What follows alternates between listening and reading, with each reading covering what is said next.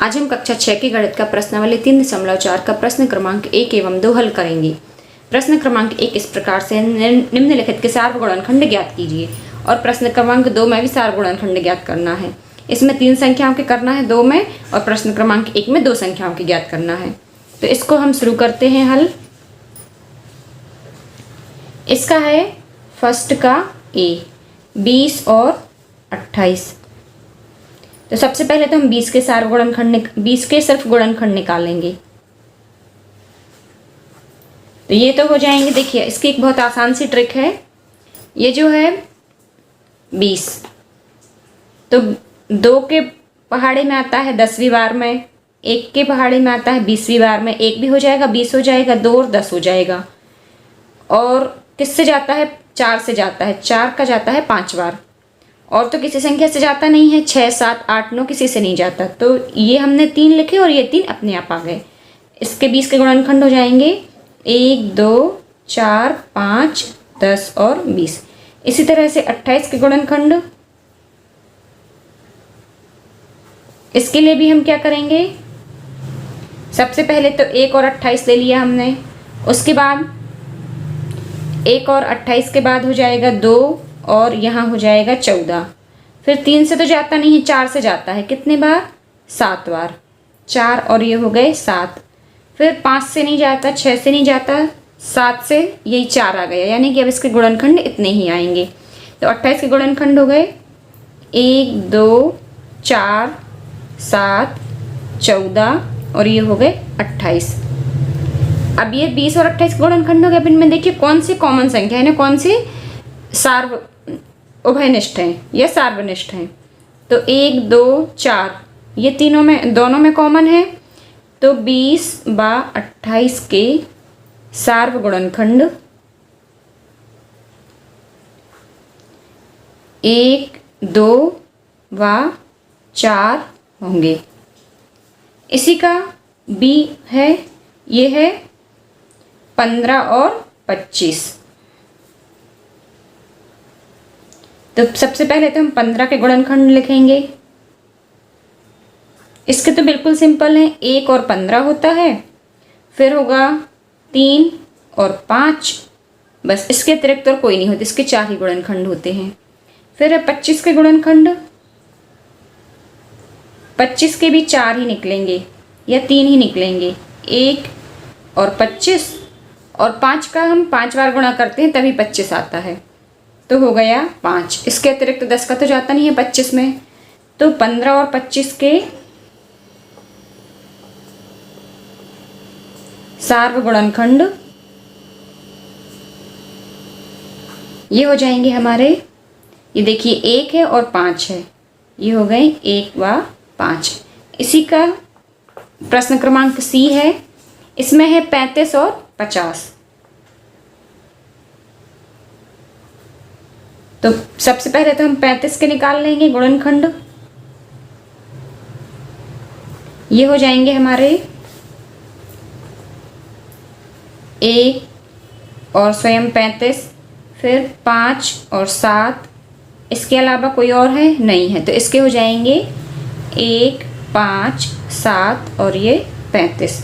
फिर इसके बाद हम देखेंगे 50 के गुणनखंड। तो ये भी हमारे हो जाएंगे 50 के भी हम निकालें तो ये होंगे 1, 50, 2 और 25 और 5 का कितने बार जाता है? 10 बार। और कोई आ रहा है बीच में? नहीं आ रहा। तो इस तरह से इसके 6 गुणनखंड आएंगे 1, 2, 5, 10, 25 और 50, है ना। ये 1, 2, 5, 10, 25 और 50। अब इनमें उभयनिष्ठ क्या है? इस तरह से 35 और 50 के सार्वगुणनखंड ये हो जाएंगे हमारे 1, 5, बस 1 व 5। अब इसी का हम डी कर लेते हैं। डी में है 56 और 120। तो 56 और 120 की हम निकालें, यदि 56 के निकालेंगे हम सबसे पहले, तो ये तो हो जाएंगे हमारे 1 और 56। फिर 56 में 3 से नहीं जाता, 4 से जाता है। ये देखिए 56 को हम डिवाइड करेंगे 4 से, 4 एकम 4 और ये 4 चौको 16, तो 4 से जाता है 14 बार। फिर 4 के बाद 5 से नहीं जाता, 6 से जाता है, नहीं जाता, 7 8 56 होता है, तो 7 और 8 हो जाएंगे। 9 से भी नहीं जाता, 10 से भी नहीं जाता, 11 12 13 14, 14 से जाता है क्या? ये 14 गुणित 4 कितना हुआ? 4 चौको 16, 4 एकम 4 और 1 5, 14 चौको 56 होता है। ये तो हमने ले चुके हैं। तो बस इस तरह से इसके ये गुणनखंड हो जाएंगे, 56 के गुणनखंड हो जाएंगे 1 4 7 8 14 और 56। इसी तरह से 120 के गुणनखंड ये हो जाएंगे हमारे, 56 का गुणनखंड 2 भी होगा, तो 2 होगा तो एक और आएगा, 56 भागे 2 करेंगे तो 2 दूनी 4 और यहाँ पर शेषफल बचा हमारा 1 और 2 अट्ठे 16, तो 1 हो जाएगा 2 और 1 हो जाएगा यहाँ पर 28। इसको हम ऊपर लिख दे रहे हैं। 120 के गुणनखंड कैसे निकाल लेंगे हम? ये लिखा हमने 120, तो यहाँ पर 1 तो हो जाएगा 1 और 120, फिर उसके बाद 2 हो जाएगा, 2 का कितने बार जाएगा? 60 बार। फिर 3 का जाएगा कितने बार? 3 चौको 12, 40 बार। फिर जाएगा 4 का जाएगा 3 बार, तो 4 3 12, ये 30 हो जाएगा। आप लोग भाग दे के देख लीजिए यदि नहीं बनता है तो। 5 का कितनी बार जाएगा? 120 भागित 5, तो 5 दूनी 10 और 2 बचा, 5 चौको 20, तो 5 का जाएगा 24 बार। हम इसको यहाँ लिख देते हैं, बाद में हम इसको अरेंज कर देंगे। 5 का जाएगा 24 बार। 6 का भी जाएगा, तो 6 का कितने बार जाएगा? 6 दूनी 12, ये जाएगा 20 बार।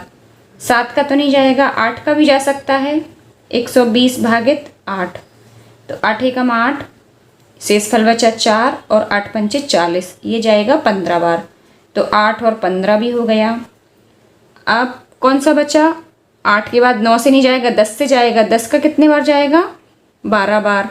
फिर 11 का नहीं जाएगा, 12 का तो 10 बार आ जाएगा, यानी कि इसके इतने गुणनखंड आ गए। ये आ गए हमारे 1 2 3 4 5 6, 6 के बाद 8, 8 के बाद है हमारा, 8 के बाद लेंगे हम 10 12 15, 15 के बाद हम लेंगे 20, 20 के बाद 24। इनको हमने अभी किसी भी क्रम में लिख लिया है, अब इसको हम आरोही क्रम में लिख लेंगे। 20 के बाद 24, 24 के बाद कौन सा नंबर आया है? 30 40 60 और 120। 24 के बाद 30 40 60 और ये है 120। इस तरह से ये 120 के गुणनखंड इतने सारे आ गए। तो अब हम 56 व 120 के सार्वगुणनखंड लेंगे।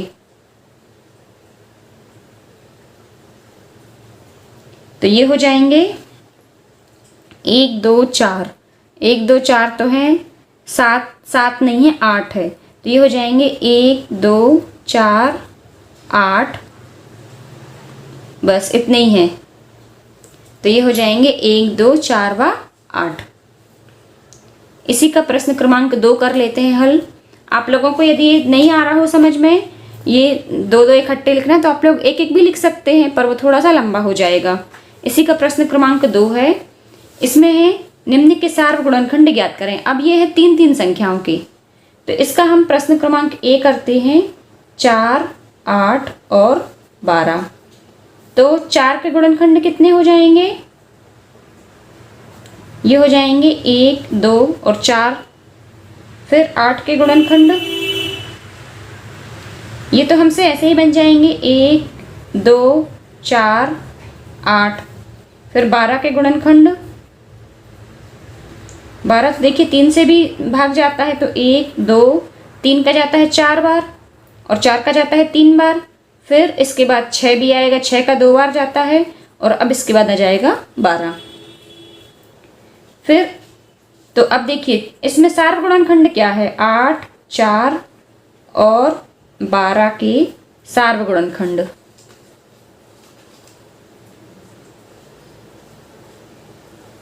ये हो जाएंगे 1, 2 और ये हो जाएगा 4। बस 3 गुणनखंड इसमें आएंगे सार्व गुणनखंड के रूप में। फिर इसका बी भाग है, इसमें है 5, 15 और 25।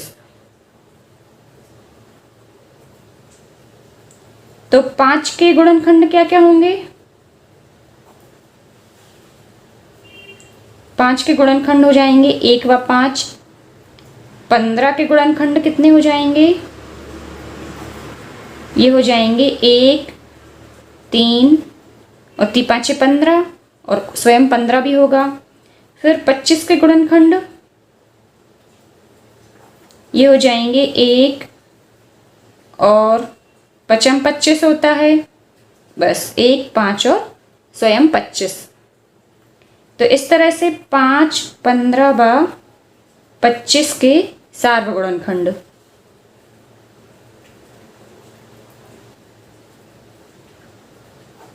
ये हमारे हो जाएंगे 1 और 5। देखिए और कोई नंबर इनमें कॉमन नहीं आ रहा है, तो इस तरह से इसका आंसर हो जाएगा 1/5। उम्मीद करती हूँ दोनों प्रश्न आपको समझ में आ गए होंगे। यदि आपको ये विधि ऐसी वाली कठिन लग रही है, ये देखिए मैंने जो 2 गुणनखंड एक साथ लिखे हैं, तो आप मुझे कमेंट्स में लिखकर पूछ सकते हैं, मैं इसका आपको अलग से एक वीडियो बनाकर दूंगी। ये प्रस्तुति 10 फिंगर्स चैनल की ओर से थी।